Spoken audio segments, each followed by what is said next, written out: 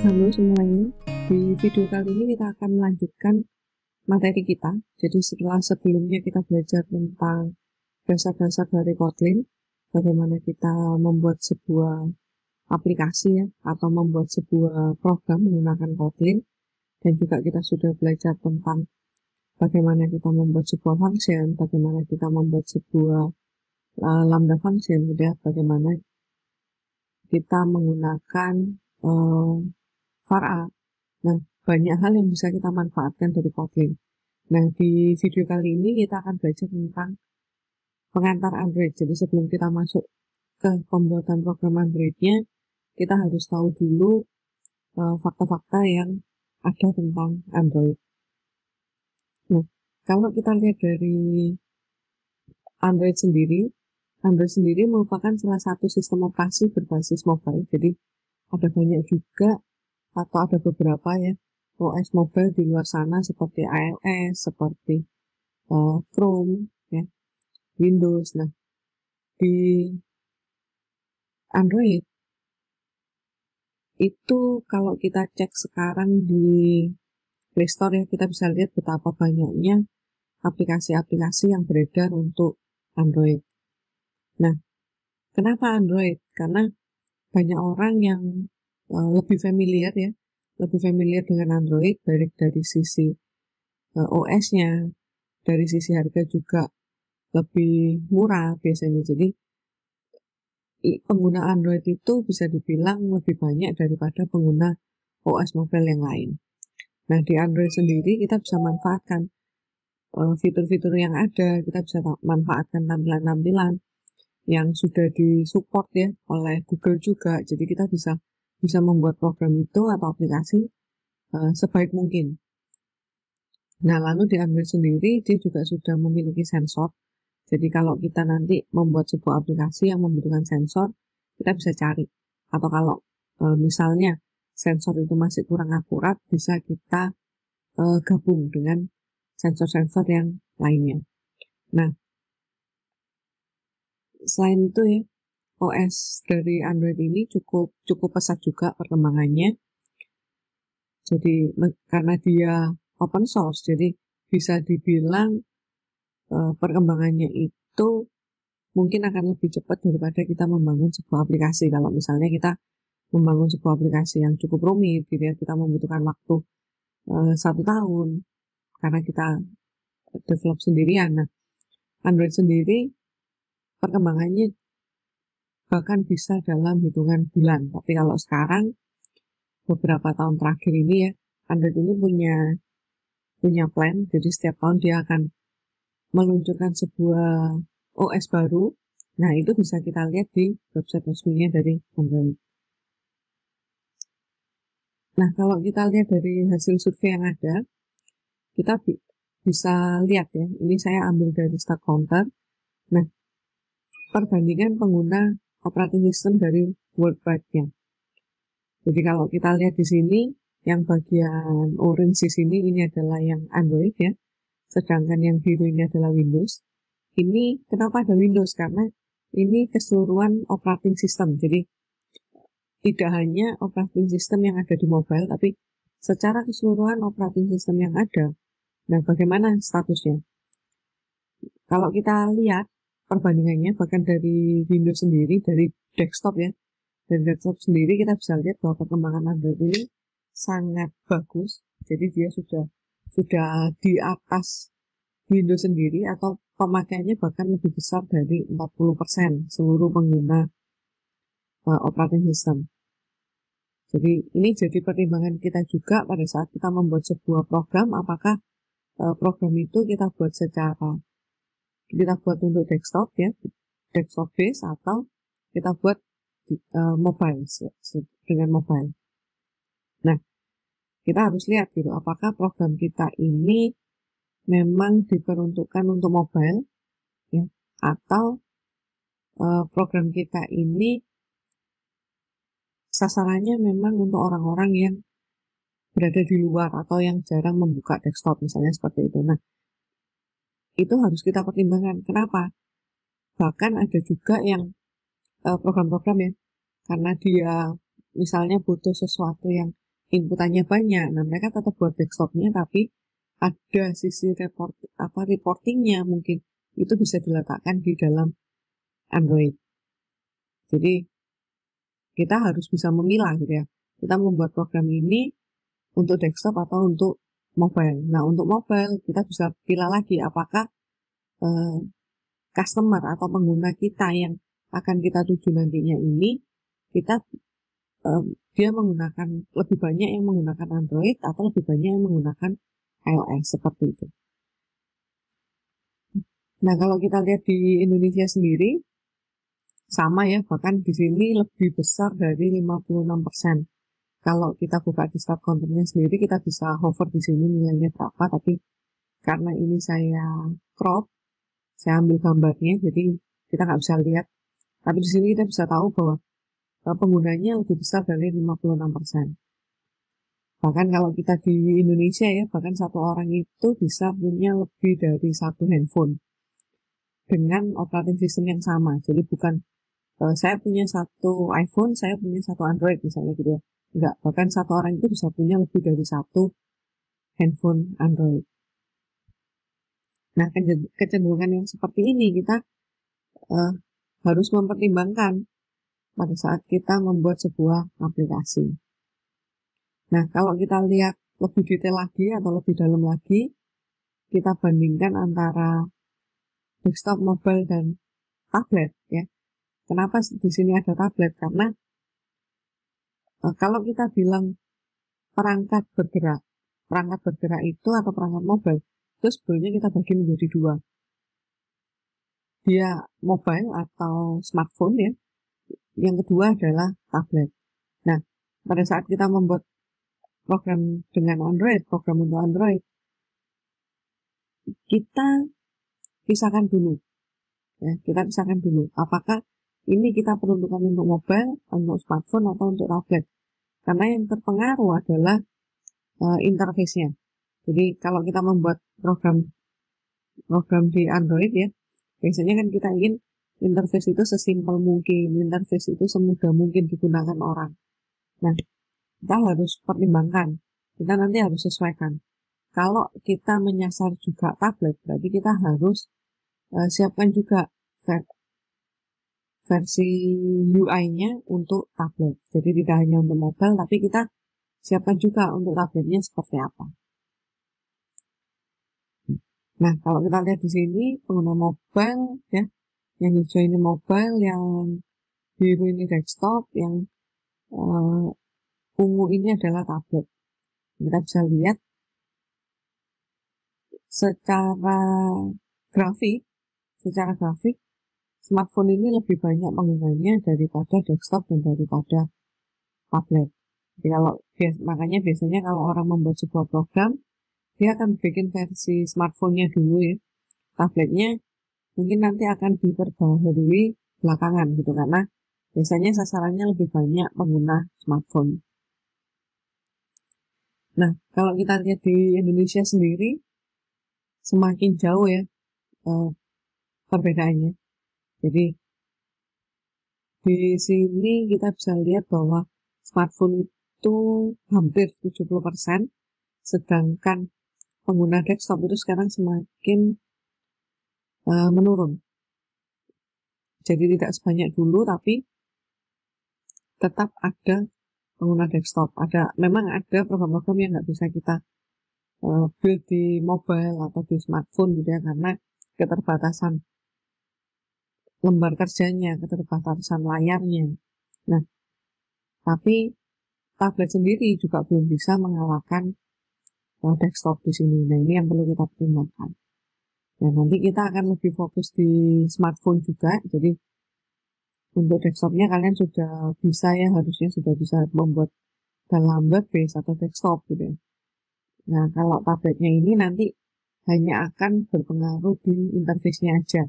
Jadi secara programmingnya akan tetap, tapi interface yang akan kita utamakan adalah yang versi smartphone atau mobile.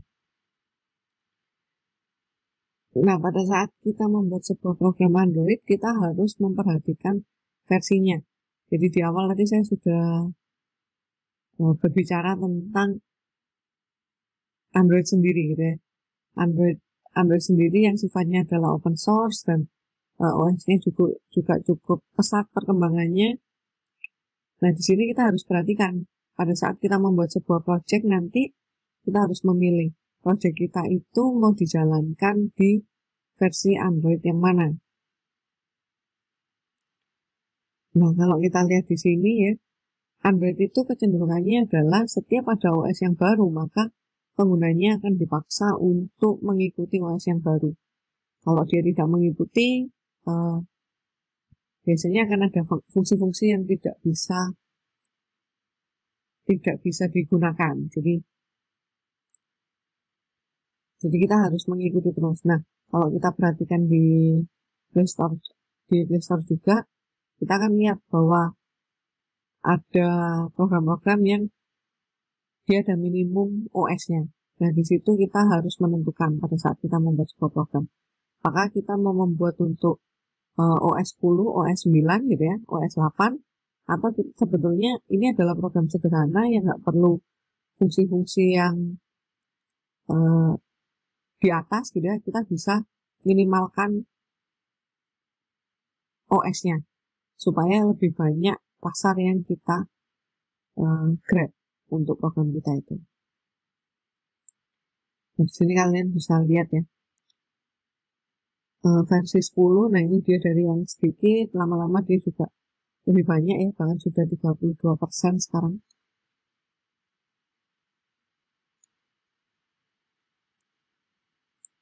Nah, yang paling kecil ya, yang paling kecil ini versi 5 ya. Versi 5 ini dia semakin lama semakin menurun. Nah, di sini yang versi 11 kita bisa lihat mulai ada peningkatan. Nah, jadi nanti pada saat kita membuat program, kita pertimbangkan nih, kita butuh waktu berapa lama, dan pada saat kita selesai, apakah dia OS-nya sudah kuat lagi gitu ya, atau kita mau dua OS di bawahnya, atau seperti apa. Nah, itu harus kita pertimbangkan pada saat kita membuat sebuah program di awal. Nah, kalau kita perbandingkan pengguna ponsel dari tahun ke tahun, kita bisa lihat seperti ini. Jadi semakin lama pengguna ponsel itu semakin banyak. Ya.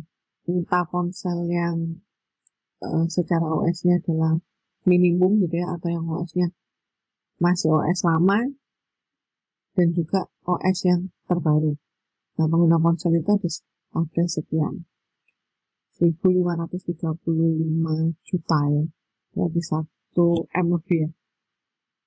Nah, ini yang jadi sasaran kita. Nah, makanya kenapa banyak orang yang menggunakan mobile ya, membuat sebuah aplikasi mobile gratis. Mereka dapat dari ads itu meskipun tidak banyak tapi bisa dikalikan gitu ya. Berapa kali yang menonton, berapa orang yang download programnya, nah itu bisa dihitung sendiri nanti. Oke.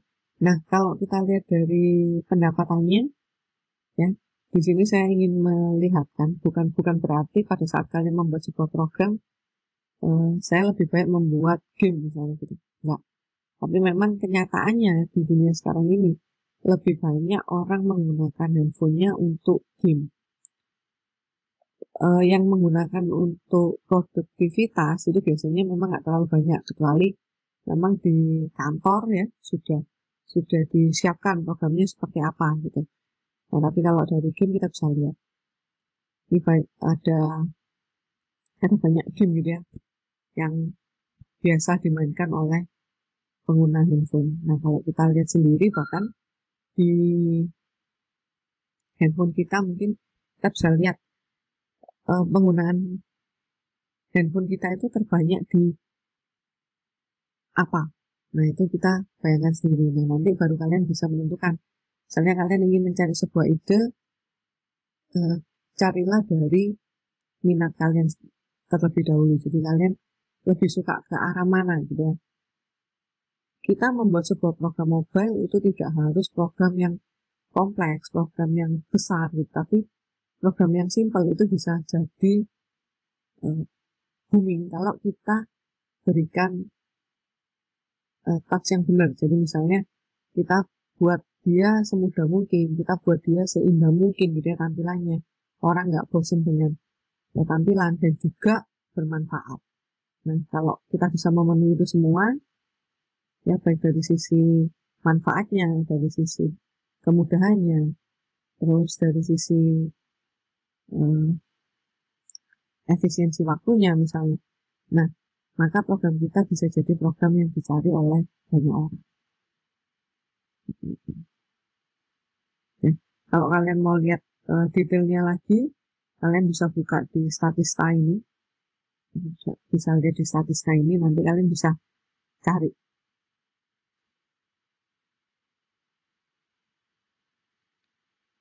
Nah, sejarah dari Android sendiri kita bisa lihat seperti ini. Jadi, Android itu mulai diperkenalkan ya, di tahun 2009. Sebelumnya memang ada juga, mereka sudah mengeluarkan versi-versi sebelumnya yang 1.1, 1.2, tapi yang dikenal oleh orang itu di tahun 2009 dengan versi 1.5. Nah, lalu dia terus berkembang sampai sekarang. Nah, kalau dulu kita bisa lihat waktunya cukup singkat. Ini 2009 ya. Waktunya cukup singkat, jadi April, September, Oktober. Nah, dia berkembang terus. Nah, kalau di akhir-akhir sini, dimulai ini ya, mulai versi 4, dia sudah lebih stabil.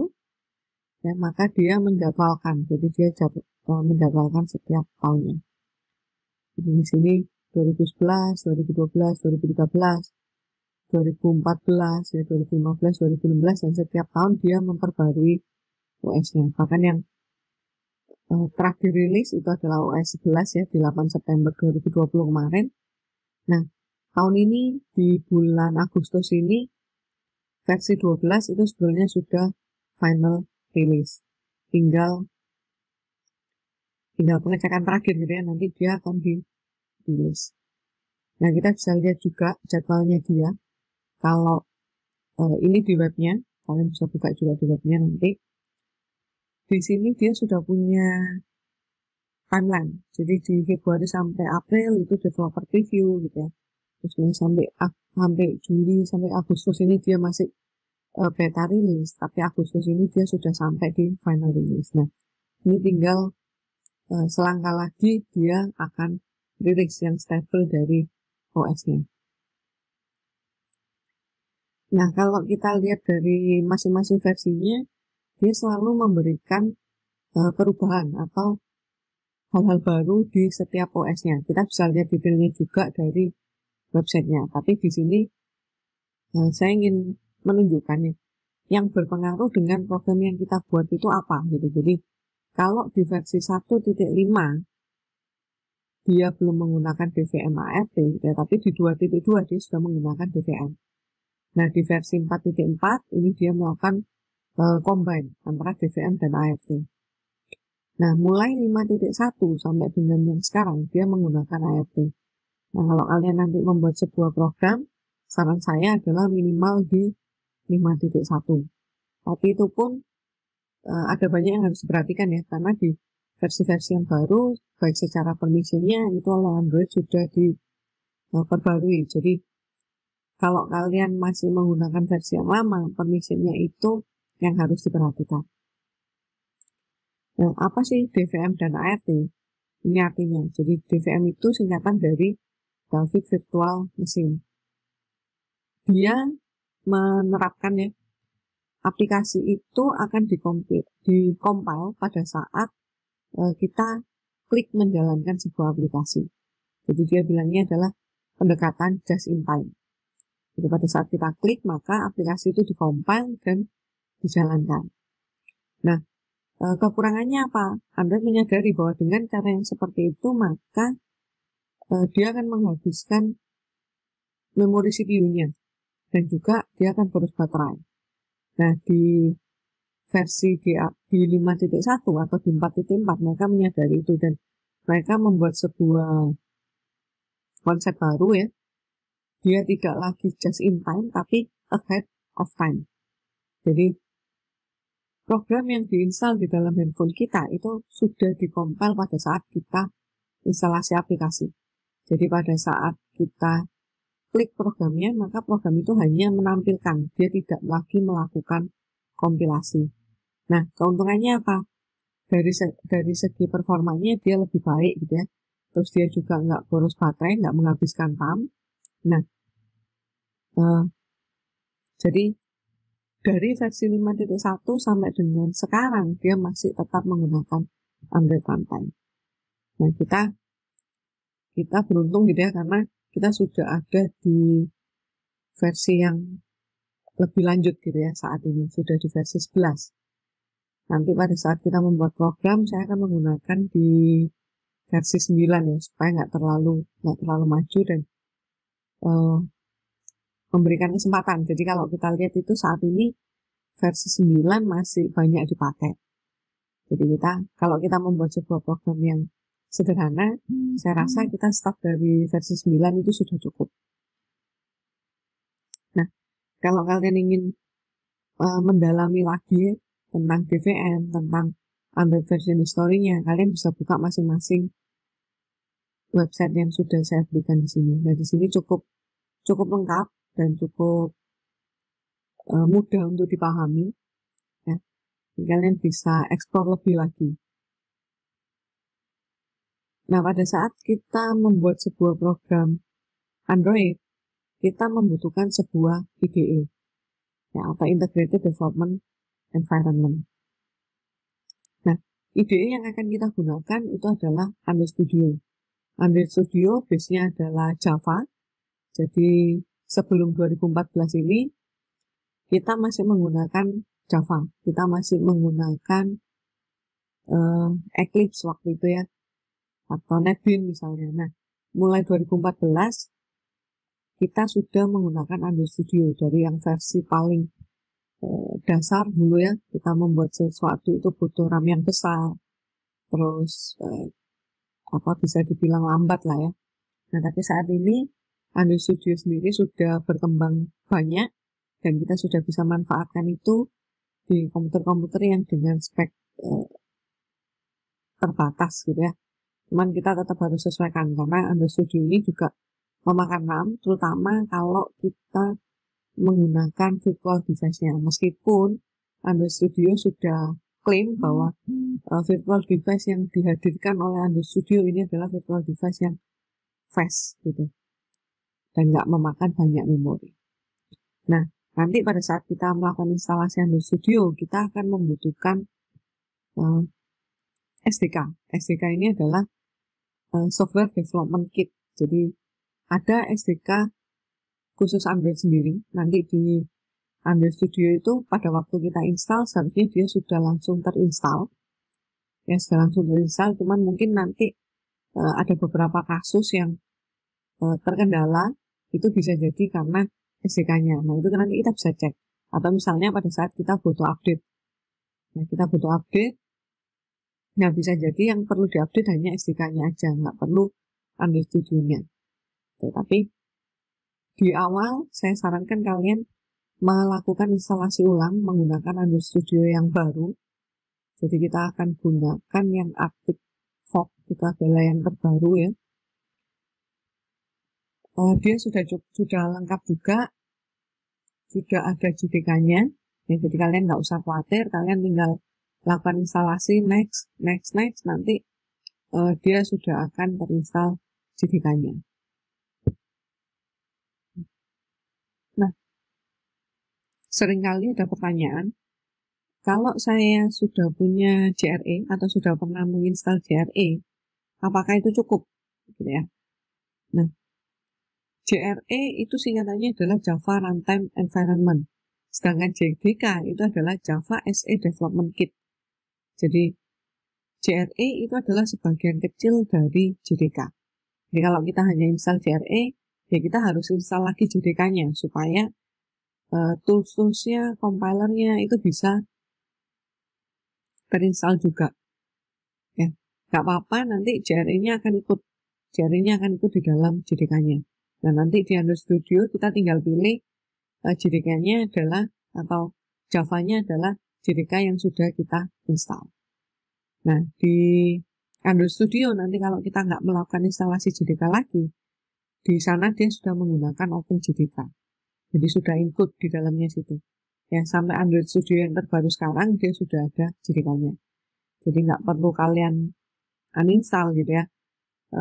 Atau kalau kalian mau lihat, kalian pada saat instalasi pilihlah custom. Ya, jangan di otak-atik, tapi dilihat aja apa aja sih yang diinstal di dalam sebuah Android Studio. Nah, Android Studio ini punya fitur, ya, dia menggunakan Gradle. Jadi nanti pada saat kita membuat sebuah program, biasanya di awal-awal akan cukup lama, karena dia akan melakukan downloading Gradle-nya lagi, menyesuaikan dengan program yang kalian buat, ya. Nah, terus juga di situ ada emulator. Emulator ini adalah virtual device yang bisa kalian manfaatkan untuk mencoba. Tapi kalau komputer kalian merasa terbatas gitu ya, atau misalnya saya nggak mau proses pembuatan program saya ini berat gitu. Nah, kalian bisa manfaatkan handphone kalian dengan mencolokkan ke komputer, jadi nggak perlu pakai virtual device di situ. Nah, lalu di Android Studio juga itu sudah disediakan instant run. Terus kalau kita misalnya mau integrasi dengan GitHub itu juga sudah bisa. Ya. Alat pengujian itu testing, di situ juga sudah disediakan testingnya. Dukungan C++ dan NDK-nya. Nah, yang paling menjadi keuntungan buat kita kalau kita membuat sebuah program native adalah ini, dukungan bawaan untuk Google Cloud platformnya. Jadi kita biasanya pada saat kita diminta membuat sebuah program, kita kan dihadapkan pada kebingungan biasanya. Kita mau membuat sebuah program hybrid atau kita mau membuat sebuah program native. Nah, kita bisa pertimbangkan gitu. Kalau dari sisi performa, ya, kita lihat aja. Kalau program kita ini sederhana, ya, Contohnya apa? Kalau misalnya saya hanya mau membuat sebuah program finance untuk menyimpan pengeluaran dan pemasukan kita selama ini, misalnya seperti itu ya. Saya nggak akan butuh sensor, atau saya nggak akan butuh yang lain gitu ya. Nah, kalian bisa manfaatkan hybrid aja. Itu jauh lebih simple gitu ya. Kita bisa langsung compile dia ke Android dan compile ke iOS. Tapi kalau kita butuh sensor, kita butuh hardware-nya gitu ya, kita butuh integrasi. Nah, kita lebih baik menggunakan native, karena itu akan jauh lebih performanya lebih tinggi daripada kita membuat dengan hybrid. Nah, kita harus bisa bedakan ya. Contohnya apa? Misalnya saya ada kayak Tokopedia gitu ya.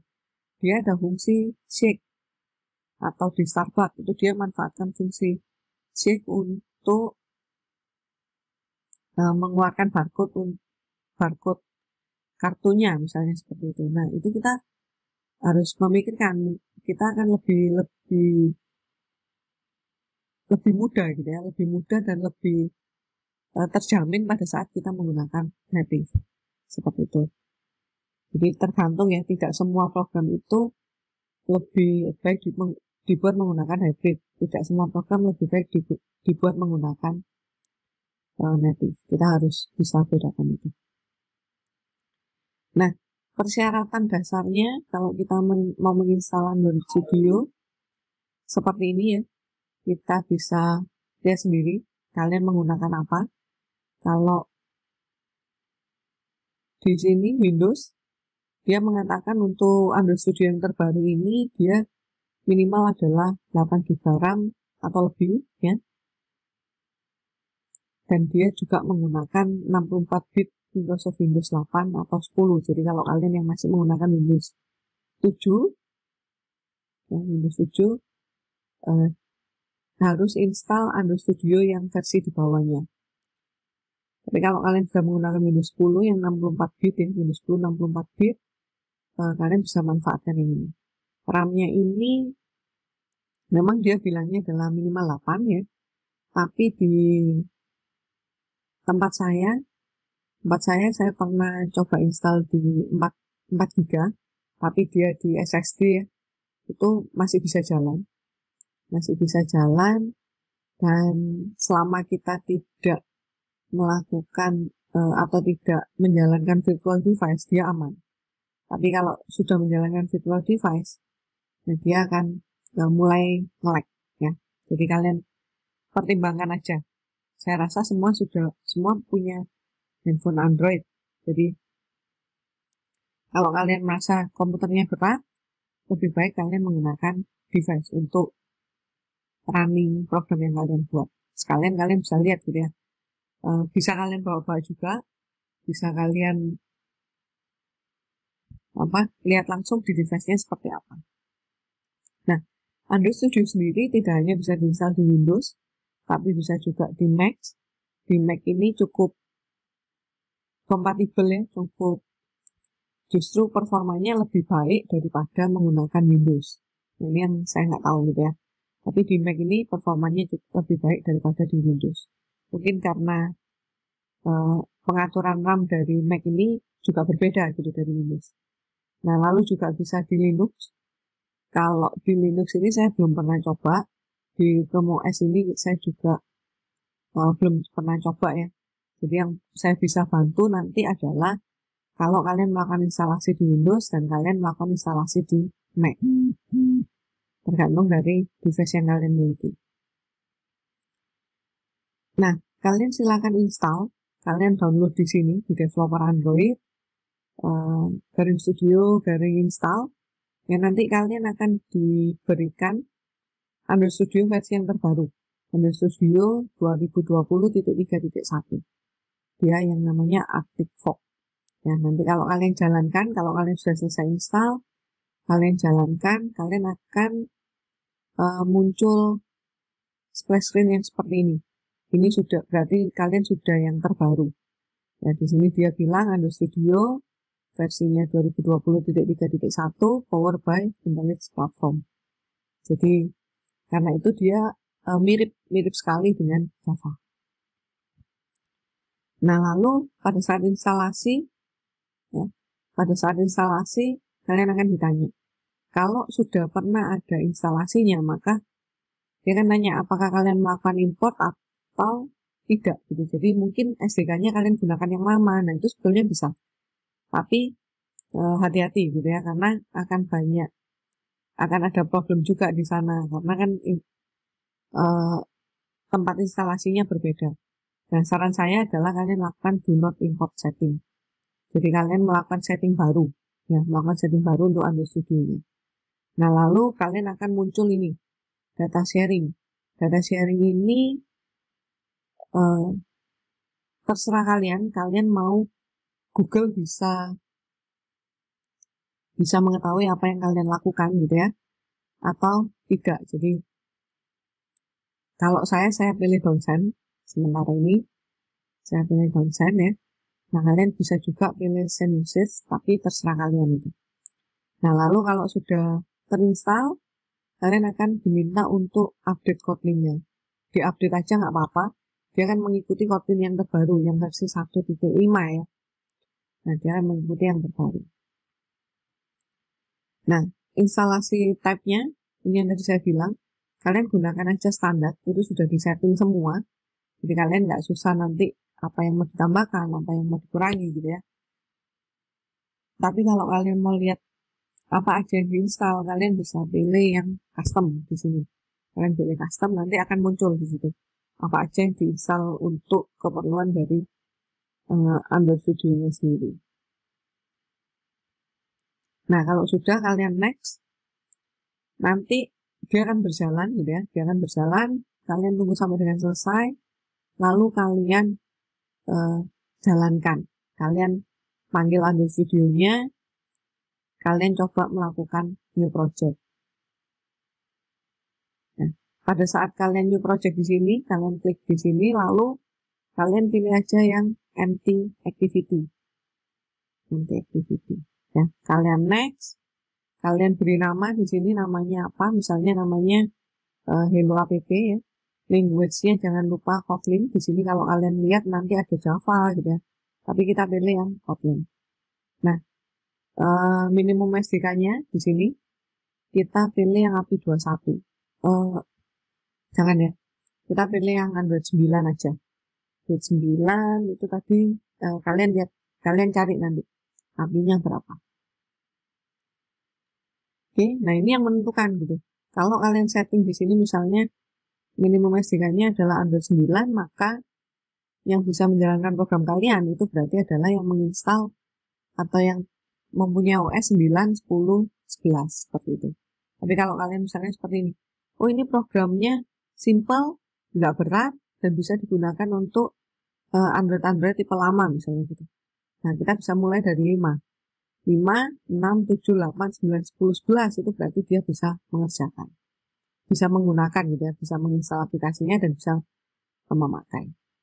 Nah, membuat sebuah program Android itu cukup mudah sebetulnya. Yang susah adalah nanti pada saat karena device itu banyak macamnya ya. OS dari Android sendiri itu sudah banyak yang di custom juga dari masing-masing brandnya. Nah, itu yang akan nanti jadi tantangan buat kita. Kadang-kala program kita dijalankan di OS ini sempurna gitu ya, baik. Tapi di OS yang lain mungkin terkendala. Nah, kita lihat biasanya di situ ada permission yang belum kita atur atau ada permission yang berbeda antara merek yang satu dengan merek yang lain. Nah, itu yang kita perhatikan. Nah, di sini ini angka gitu ya, angka 94,1 ini angka dari Google sendiri.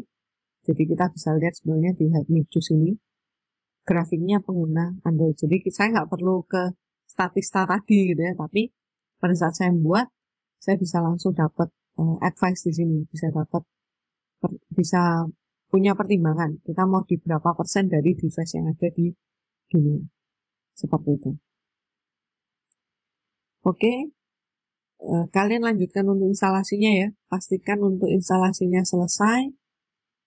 Setelah itu nanti kita akan coba langsung ya. Jadi hari ini target kita adalah kita bisa membuat sebuah aplikasi Hello World, sebuah aplikasi empty activity itu di dalamnya Hello World ya, dan bisa kita jalankan.